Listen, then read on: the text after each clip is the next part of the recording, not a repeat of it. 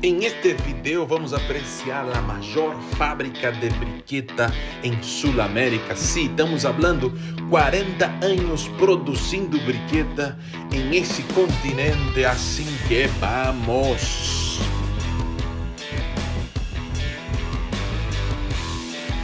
Sí, chicos, estoy acá en una gran fábrica de briquetas. Sí, esa basura no es de la fábrica, pero sí, chicos, para ustedes que me siguen, ahí voy a hablar a historia de Conimex, una fábrica inmensa en Sudamérica, la más grande de Sudamérica. Yo estoy muy feliz de mostrar para ustedes todo lo que tiene esa fábrica para que ustedes vean la inmensidad, la inmensidumbre de una fabricación de briquetas. Chicos, essa é a Conimex, já terminou, encerrou suas atividades em 2016, pero sí, su historia no empieza de acá, empieza de otro lado.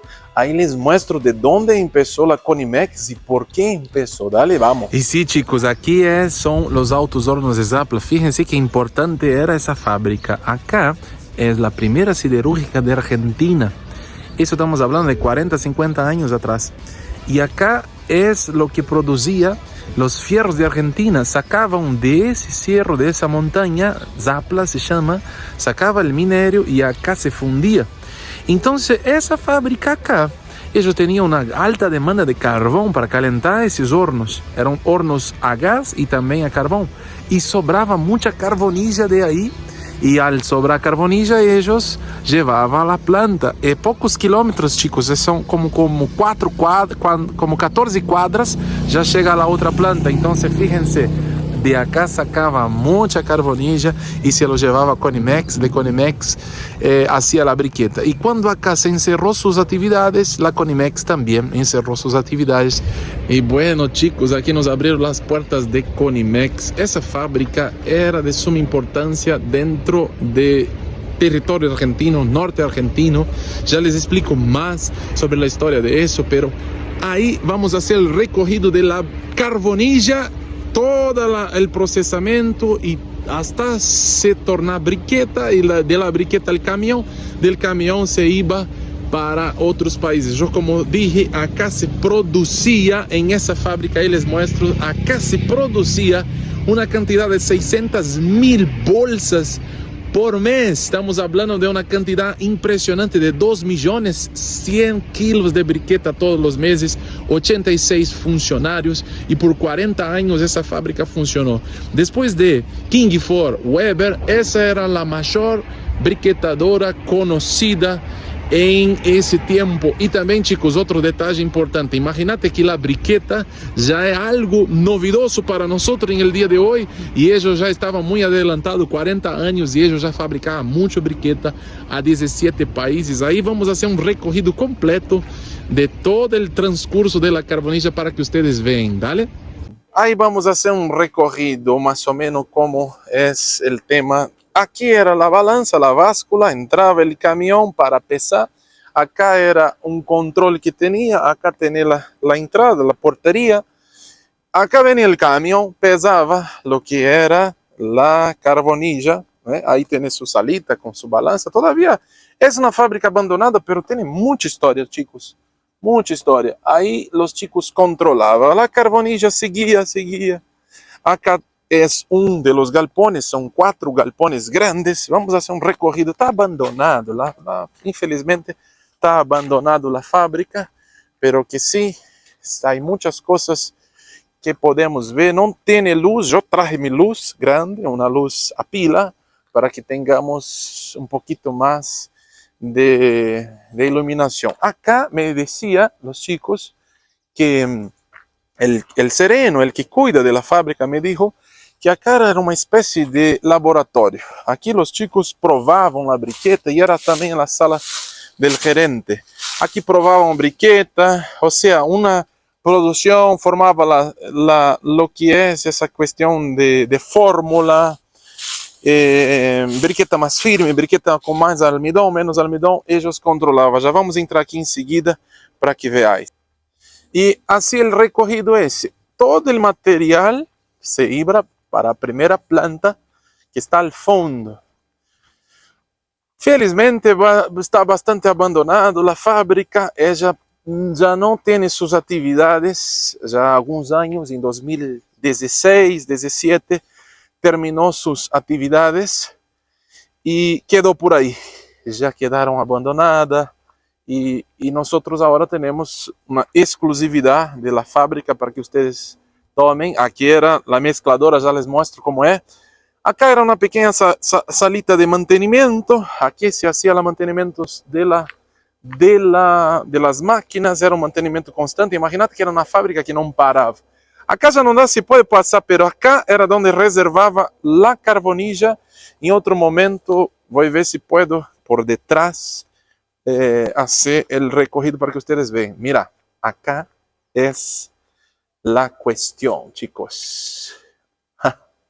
Fíjense eso. Se puede apreciar eso. ¿Sabe que funcionaba acá? Ahí les explico. Bueno, nesse punto em específico que ustedes veem essa mescladora, a carbonilla venia de um galpão acá atrás. Atrás mío há um galpão de reserva. Aí se reservava a carbonilla, porque acá entrava 3 a 4 cargas de 30.000 kilos por dia. Então eles reservavam aí atrás su carbonilla y trituraba.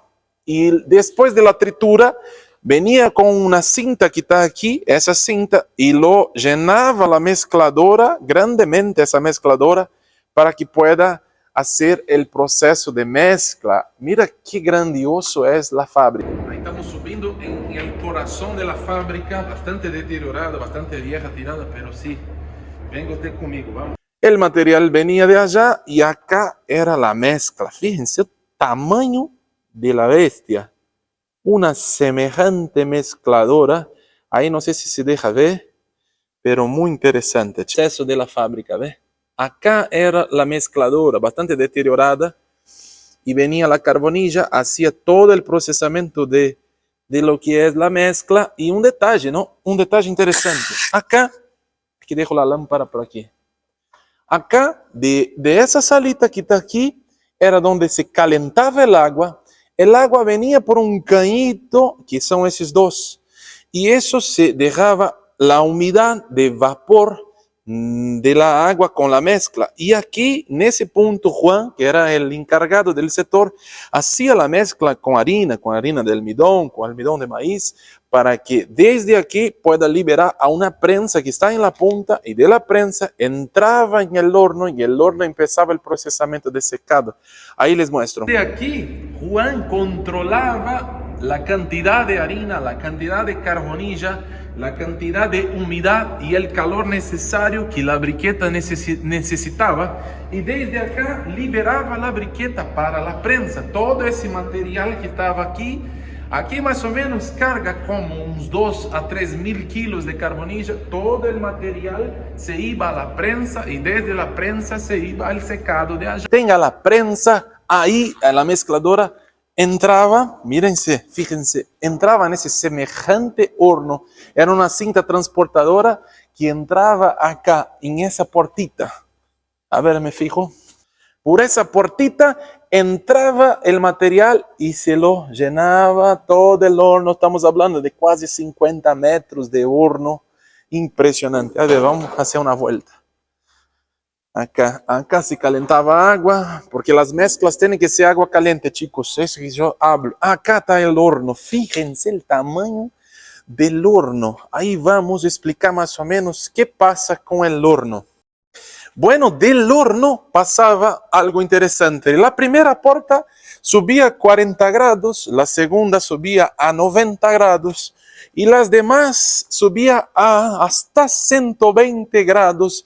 Y las últimas puertas, el esfriamiento de la briqueta. Acá era una malla bien finita que iba corriendo con toda la briqueta hasta el final del horno. Por eso es muy importante entender que el secado es algo de suma importancia.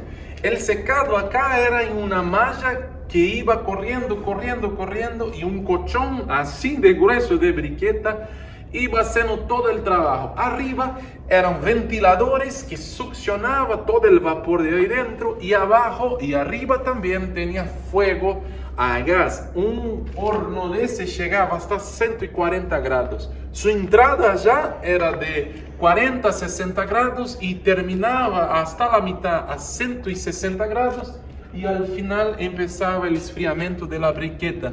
Es muy interesante entender que toda esa estructura producía una cantidad muy grande de briqueta. Ese era el secado más importante de Sudamérica, fíjense. Y acá también, acá ya no se ve, no se deja ver porque es muy oscuro, pero tenía también sus ladrillos refractarios. Y esas portas, ellos tenían acá un reloj que controlaba la temperatura, una cosa bastante interesante para aprofundar. Bueno, aquí al final del horno tiene una cintita, no se deja ver, che, qué triste. Acá está. Por esa cintita, ¿ve?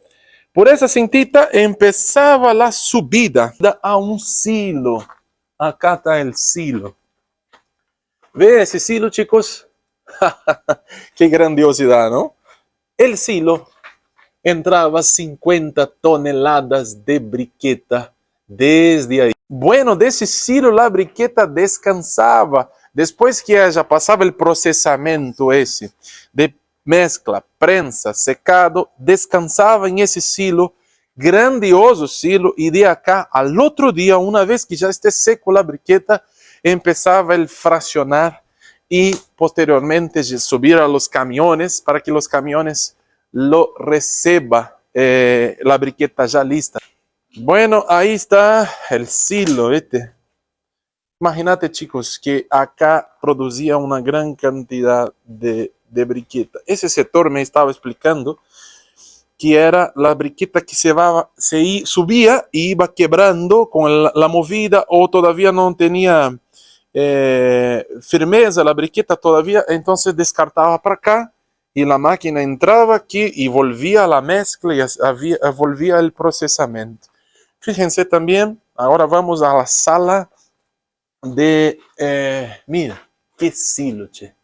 Yo quería subir, pero está muy peligroso eso. Y además está muy húmedo. A ver si encontramos un fantasma por aquí, ¿no? No creo, no creo. Ahora vamos a la sala de fraccionar.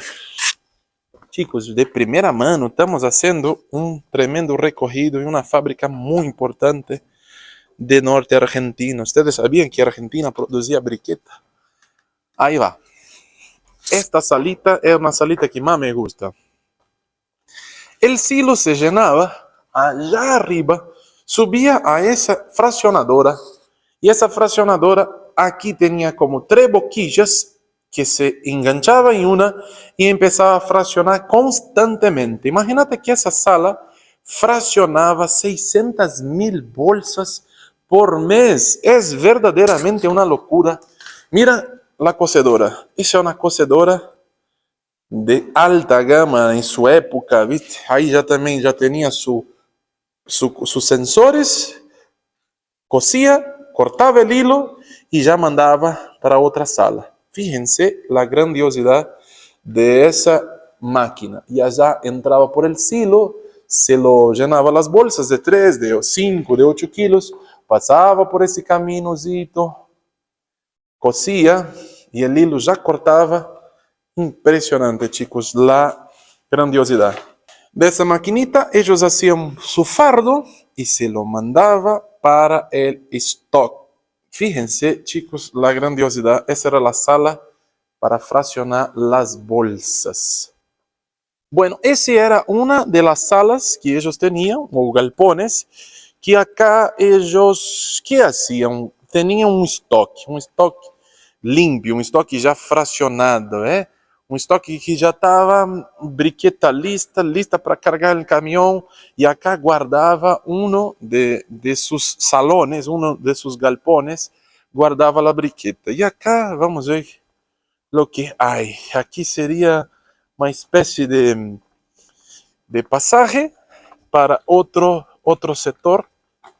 De acá a la vuelta, la salita bastante abandonada, pero es muy interesante. De ese agujerito que está en la pared, ellos mandaban la briqueta acá, se lo preparaba en pallets, ese sector se lo preparaba y se lo transportaba a ese salón todavía mayor.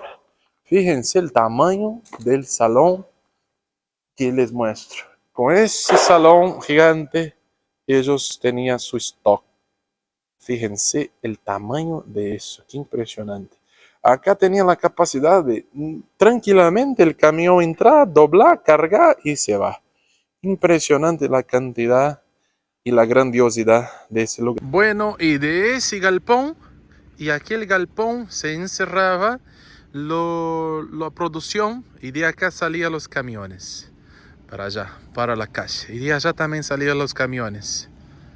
El flujo de camiones acá por día era de 3 a 4 cargas de carbonilla que entraba y briqueta que salía. Imagínense la cantidad.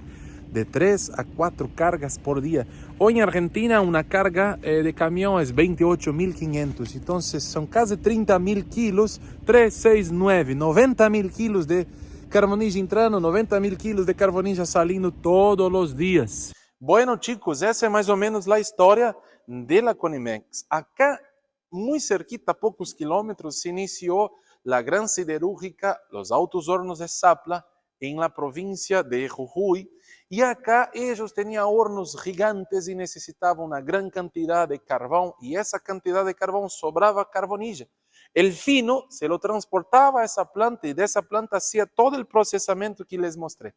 Ahora chicos, cuando las actividades de los Altos Hornos de Zapla se encerraron, cuando ellos ya no tenían más carbón, acá también empezó a faltar carbonilla. ¿Y lo que pasó?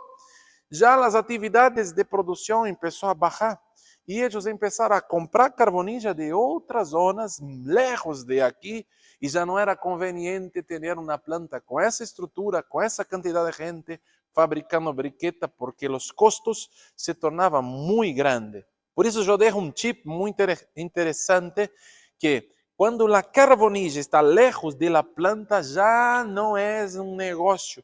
Fíjense la distancia de la carbonilla con la planta. ¿Por qué? Porque los costos se van a subir un montón y ya no es conveniente. Así pasó con esa fábrica. Ya no era conveniente fabricar briqueta porque los costos quedaron muy grandes. Ahí les explico también que cuando las actividades, eso toda basura que está acá no era de la fábrica, era de otras cosas. Cuando la fábrica se encerró sus actividades, quedaron todos sus funcionarios acá, eran casi 17 funcionarios, algunos yo les di trabajo en mi carbonera para que ellos estén ahí. Y como quedaron la fábrica muy tirada, los chicos fueron buscando la manera para sostener sus familias y empezaron a traer esas cosas para vender y otras cosas más. Y debido a la situación económica de la fábrica y sueldos atrasados, ellos buscaron su manera, cambiaron las llaves del portón y cuidaron de la fábrica de una manera con que ellos tenían en que sostenerse. Así que eso es también una parte muy triste de la historia de Conimex, porque era una gran fábrica, producía muchos trabajos y tenía esos problemas administrativos que quedó terminando encerrando sus actividades. Pero sí, los chicos eran muy buenos, muy trabajadores. Y ahí está la fábrica tirada. A veces unos vienen, da comida al perro y se van. Y así está, chicos, una fábrica grandiosa, tirada y con mucha historia. Imagínate que por 40 años ellos fabricaron briqueta a una locura. Y acá un hombrecito chamado Juan era el que estaba encargado de las mezclas, de la fórmula, y él era el único que sabía hacer briqueta. Yo quisiera visitarlo, pero no está en su casa, así que dejamos un próximo video para hablar con Juan. Juan es el que manejaba toda esa producción grandiosa y él es el único prácticamente del continente que tiene un conocimiento vasto en briqueta, en producción de briqueta. Si ustedes quieren que yo haga un video exclusivo con Juan, escriba abajo Juan y vamos a hacer un podcast con Juan. Ojalá que lo pueda encontrar. Es difícil encontrar ese hombrecito, ya es grande, pero que sí es muy interesante. Esa fue la historia de Conimex. Chicos, gracias por llegar aquí. Hay un montón de videos buenísimos míos por ahí, así que esté buscando. Y los dejo hasta la próxima. Un beso, un abrazo.